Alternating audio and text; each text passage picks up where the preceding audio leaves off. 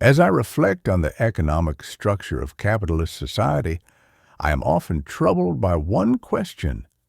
How do commodities circulate in the market? What social relations lie hidden behind this circulation? This question is not as simple as it might first appear, and it unveils the very essence of the capitalist world. First, we must recognize that commodities are not mere objects. They carry a deeper social significance.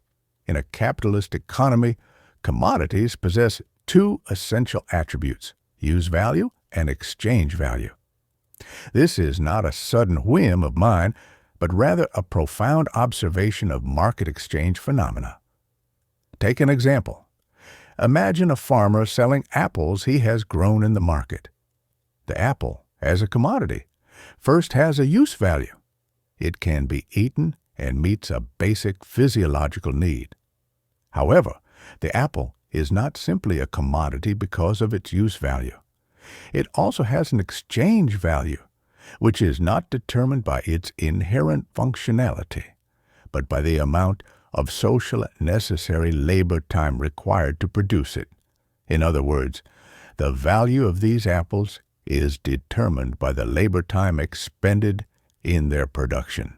As I clearly state in Das Kapital, the value of a commodity is determined by the socially necessary labor time required for its production.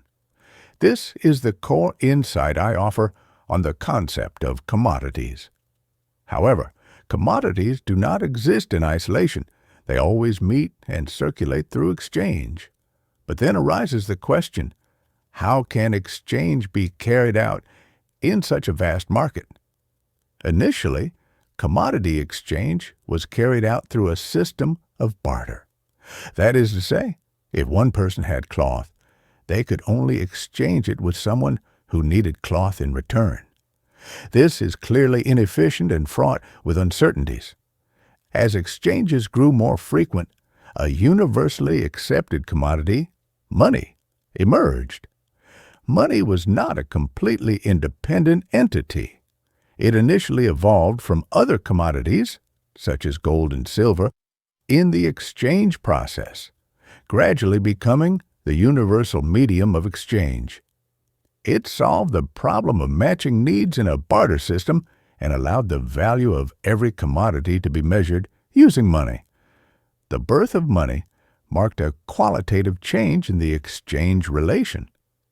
I wrote in Das Kapital, money is the universal equivalent in commodity exchange. Money's role is not merely as a tool of exchange, it provides a common value scale for all commodities. However, money does not remain confined to the role of an exchange medium within the capitalist economy. It gradually transforms into a special kind of commodity, becoming capital. In capitalist society, money is no longer static. It enters into a continuous cycle of valorization, what we call the capital cycle. I observed that merchants, by using money to buy means of production and labor power, transform it into commodities. Then, by selling these commodities, they realize profit, and this process continually drives the accumulation of capital.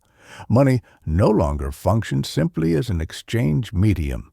Through its ongoing cycle, it becomes the driving force behind the development of the entire capitalist economy. This money-commodity-money cycle is not merely the basic form of capitalist economics, it also drives the continuous development of productive forces and allows the capitalist system to expand. During this process, the accumulation of capital becomes increasingly significant. It is not merely for satisfying present needs, but rather it continuously propels social change. Today, capitalism is no longer limited to agricultural and handicraft production. The role of money has grown more complex. In the modern economy, money is not just a tool for everyday transactions. It also flows through the global market, creating a complex financial system.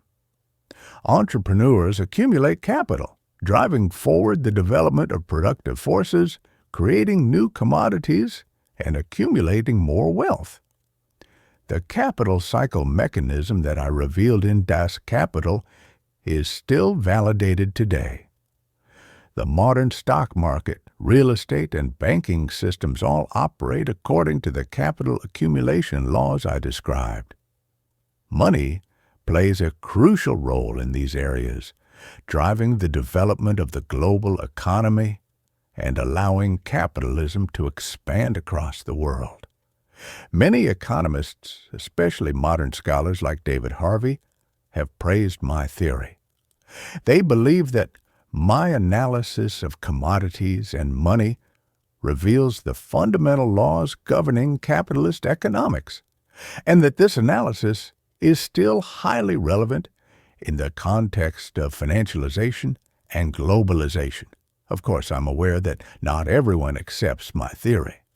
Modern financial instruments, virtual currencies, and the complexity of financial markets make the role of money appear more complicated.